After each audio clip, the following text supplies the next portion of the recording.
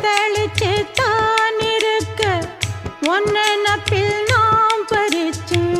தாமரையே புன்னவனத்தினில பெடக்குயில் கூவையில உன்னுடைய வேதனைய நான் அறிஞ்சேன் பொங்கலத்தில் மாலையிட ஒன்னிரண்டு தோளத்தொட என்ன தவறு செஞ்சேனோ என் மாமா வண்ணக்கிளி கையத்தொட